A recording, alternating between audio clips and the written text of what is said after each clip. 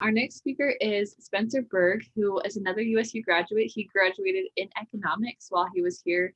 He worked for the Center for Growth and Opportunity. He had an internship with Prudential Financial Company, and now he works at the Buckner company as a sales development specialist. And there he works to develop a mentorship program, help develop new sales techniques, and he's also worked there as an account manager.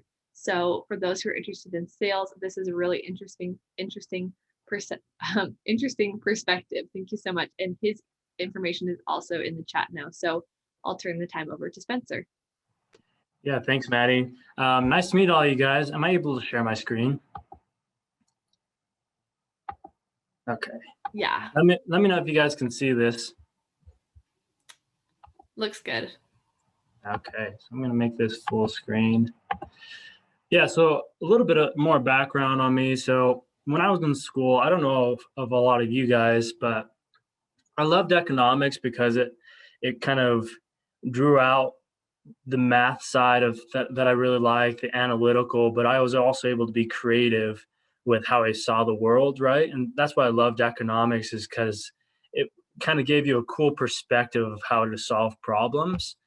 But the problem that I had is it really felt like I was being pushed to work at like a financial analytics type company, or to go and get a PhD, or to go to law school, for example, like Madeline was talking about before. And I was like, man, none of those things really seem like they fit me. I even interviewed at a bunch of different financial analytics type firms, and all of them were kind of pitching, for your first 2 to 3 years, you're going to expect to work 50 to 60 hours on average a week.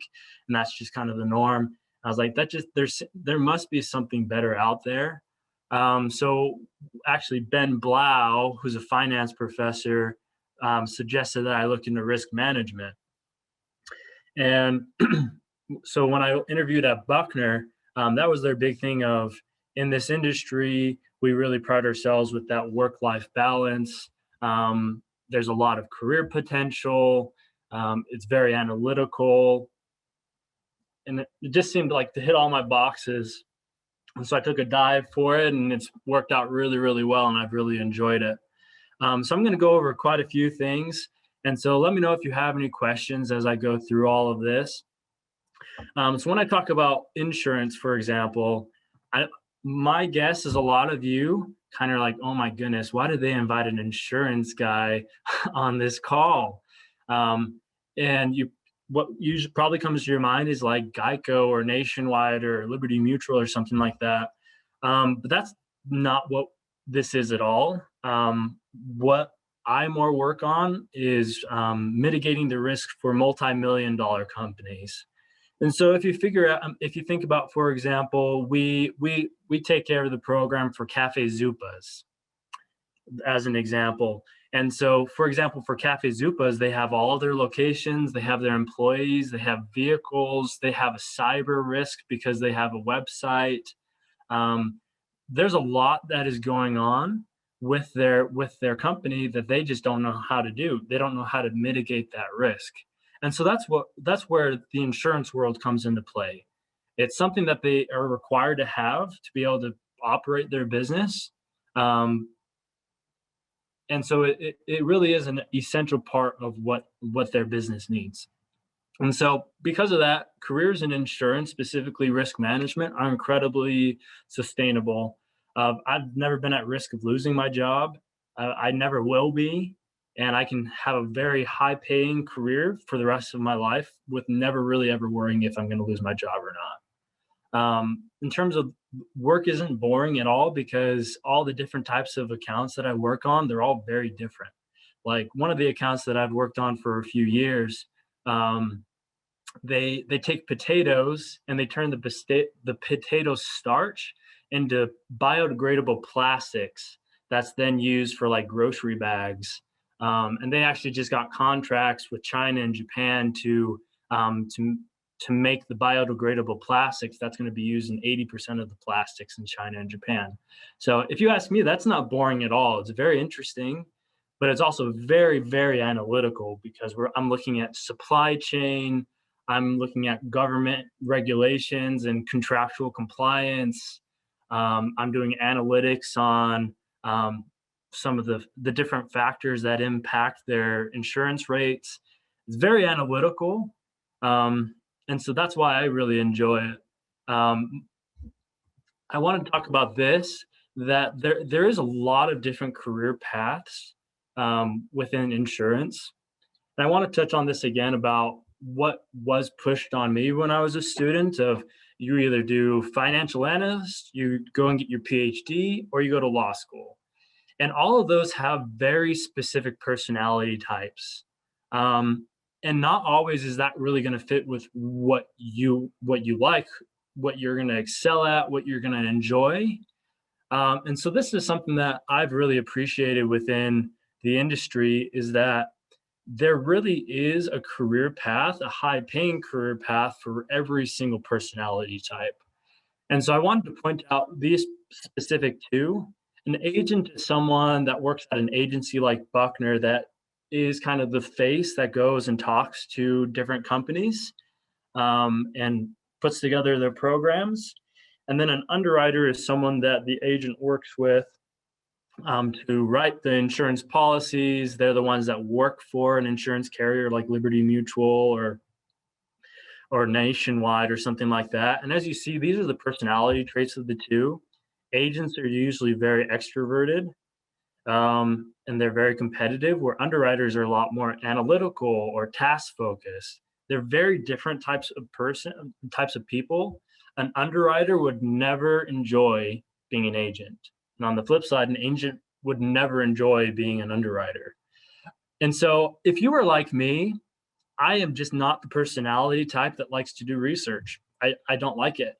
I'm also not the type of personality that likes sitting behind a computer. Um, and that's the type of role that like a financial analyst generally is you sit behind a computer and you're just crunching numbers all day. And for me, that just wasn't a good long-term career path for me. So this has been something that has been really helpful for me. As Maddie said, I actually started at Buckner as an account manager, which is kind of like a financial analyst type role. But then about 2.5 years ago, actually about 2 years ago, I I did our first year of our internship program. I created the program and put it in place and directed that. And then they gave me the role of being over the training development for all of our sales guys. And that moved me into a role that was very much more my personality type. So that's why that's been a lot better fit for me. Um, and so really quick, I just want to go more into like what specifically Buckner is. Buckner is kind of the middleman between an insured, which is a company, and then the carriers. And so we kind of work with the company to gather all their information, understand what's going on, and then we then take that information and communicate to the carrier to give the policy. But all the other times of the year, once the policy is in place, we're kind of that risk consultant for them. So we're kind of that middleman. Some types of roles within the agency specifically are client advisors and account managers. Like I said, client advisors are the sales role, which I'm over. And then account managers, which is what I used to do, they're kind of more the financial analyst, the processor.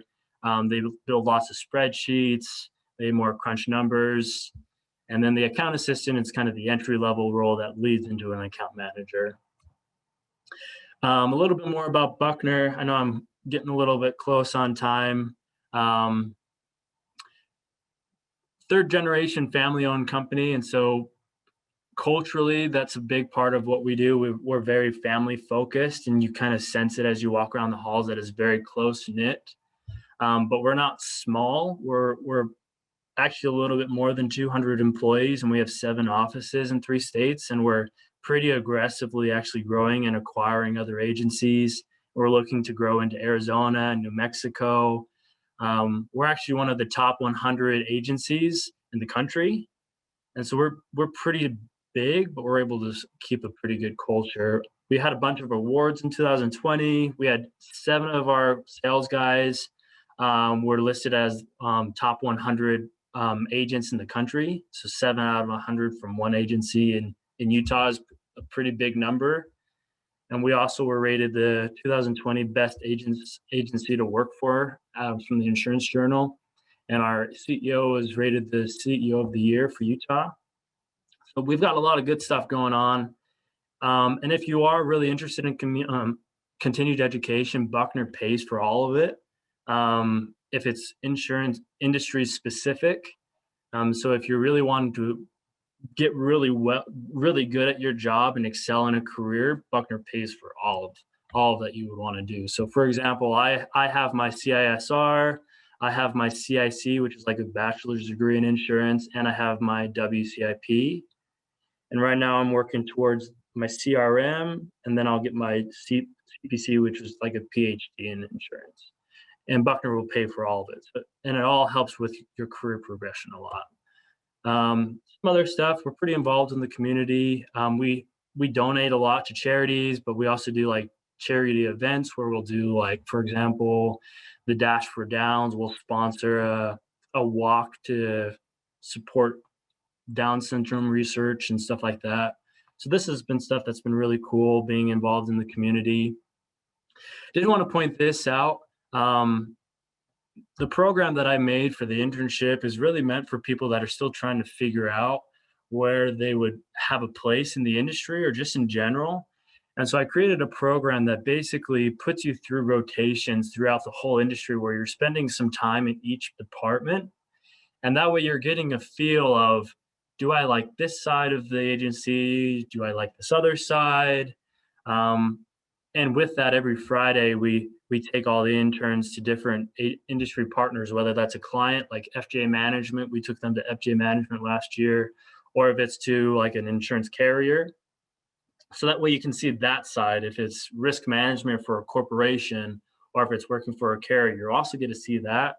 And so that's been really cool. And what it led to is, out of the 6 interns that we had, 3 out of the 6 received full-time positions, and 1 intern actually just received an offer from a carrier, and her starting salary is $60 with just a bachelor's degree, but she's going to be a data analyst starting a new department for that carrier.